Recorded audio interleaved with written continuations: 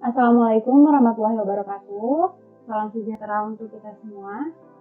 Selamat datang di mata pelajaran Pendidikan Pancasila dan Kewarganegaraan.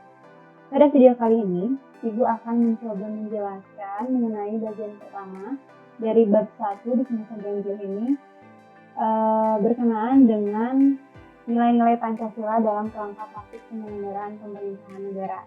Mudah-mudahan dengan video ini kalian bisa dengan lebih mudah memahami materi yang akan kita bahas kali ini.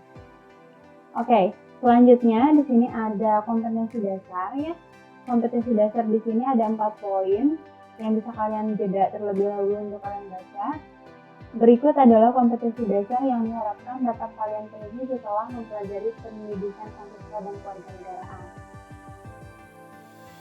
Sekarang kita akan langsung masuk membahas bagian pertama dari bab ini, yaitu mengenai sistem pembagian kekuasaan. Nah, kalian pasti udah sering kan mendengar istilah-istilah atau kata-kata yang terkait dengan lembaga-lembaga negara, misalnya ada presiden, kemudian DPR, MPR, atau Mahkamah Agung. Tapi pernahkah kamu bertanya, sebenarnya apa sih perbedaan kekuasaan-kekuasaan dari lembaga tersebut? Atau kenapa ya kekuasaan negara itu harus dibagi-bagi pada lembaga negara? Oke, di sini ada jawabannya. Nah, kekuasaan negara ini adalah kewenangan negara untuk mengatur seluruh rakyatnya agar tercapai keadilan dan kemakmuran serta keteraturan. Kekuasaan negara ini kan sangat banyak ya dan sangat luas, sehingga perlu dibagi-bagi kekuasaannya kepada lembaga-lembaga negara. Jika tidak ada lembaga negara yang terstruktur dengan baik, sebuah negara itu akan sangat sulit untuk menjalankan roda pemerintahannya. Nah, kalian tahu nggak pemerintah yang baik itu pemerintah yang seperti apa? Pemerintah yang baik itu adalah pemerintah yang dapat bersinergi satu dengan yang lainnya, atau dapat bekerja sama dan saling mengecek satu dengan yang lainnya. Oleh sebab itu, maka diperlukan pembagian kekuasaan yang jelas supaya setiap lembaga-lembaga negara ini bisa menjalankan fungsinya dengan baik dan juga maksimal. Oke, selanjutnya adalah pembagian kekuasaan negara. Nah, pembagian kekuasaan negara menurut John Locke. Ya. Salah satu filsuf ini mengatakan bahwa kekuasaan negara ini dibagi menjadi 3. Yang pertama adalah kekuasaan legislatif, yaitu kekuasaan untuk membentuk undang-undang. Yang kedua adalah kekuasaan eksekutif, kekuasaan yang berkuasa untuk menjalankan undang-undang. Dan yang ketiga adalah kekuasaan federatif, yaitu kekuasaan untuk melaksanakan aliansi atau perserikatan dengan negara lainnya. Selanjutnya, ada filsuf yang bernama Montesquieu ya.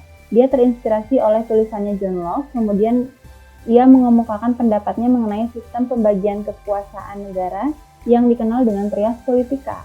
Menurut Montesquieu, pembagian kekuasaan negara ini dibagi juga menjadi 3. Yang pertama ini adalah kekuasaan legislatif, yaitu kekuasaan untuk membentuk undang-undang, kekuasaan eksekutif untuk menjalankan undang-undang, dan yang berbeda yang ketiga ini adalah kekuasaan yudikatif, yaitu kekuasaan untuk mempertahankan undang-undang, termasuk kekuasaan untuk mengadili setiap pelanggaran terhadap undang-undang. Di Indonesia sendiri, membagi kekuasaan negara itu menjadi eksekutif, legislatif, dan juga yudikatif. Nah, untuk legislatif itu dipegang oleh DPRD atau DPR, kemudian eksekutif dipegang oleh Presiden, kemudian yudikatif dipegang oleh Mahkamah Agung dan Mahkamah Konstitusi. Negara Republik Indonesia, kekuasaan negaranya dibagi menjadi 2. Yang pertama itu ada horizontal, kemudian yang kedua ini ada vertikal. Kalau misalnya horizontal, ini pembagian kekuasaan negaranya berdasarkan fungsi ya, fungsi lembaga-lembaga tertentu. Jadi lembaga legislatif, eksekutif, dan juga yudikatif. Sedangkan untuk kekuasaan secara vertikal, ini pembagian kekuasaannya antara beberapa tingkatan. Jadi dia sistemnya hierarki, dari yang paling tinggi sampai yang paling rendah.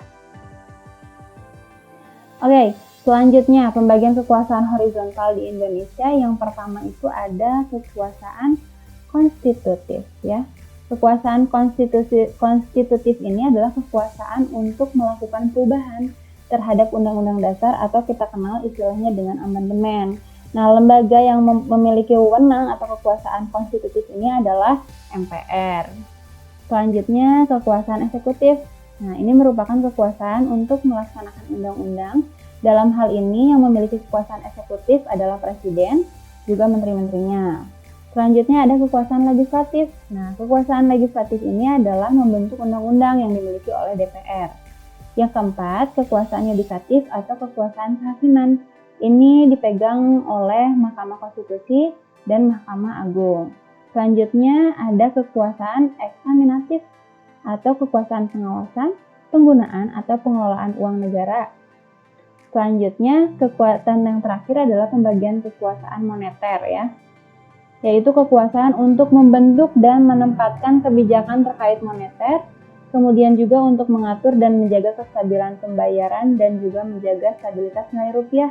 Lembaganya adalah Bank Indonesia, karena Bank Indonesia ini menjadi lembaga yang memiliki kekuasaan moneter, karena Bank Indonesia merupakan bank sentral yang mana kekuasaannya itu dan tugasnya itu diatur oleh undang-undang tersendiri. Oke, selanjutnya adalah pembagian kekuasaan vertikal di Indonesia. Nah, untuk pembagian kekuasaan secara vertikal di Indonesia ini sebenarnya sudah diatur dalam Undang-Undang Dasar tahun 1945 pada pasal 8 ayat 1, yang berbunyi Negara Kesatuan Republik Indonesia dibagi atas daerah-daerah provinsi dan daerah provinsi itu dibagi atas kabupaten dan juga kota. Yang tiap-tiap provinsi, kabupaten, dan kota itu mempunyai pemerintah daerah yang diatur dengan undang-undang. Oke, perhatikan di sini ada pemerintah pusat gitu ya.